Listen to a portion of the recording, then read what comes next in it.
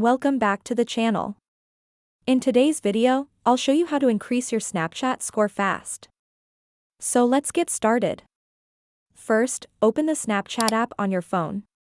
Now tap on your profile icon in the top left corner. Here you'll see your Snapchat score right under your username. Now, let's talk about how to boost it quickly.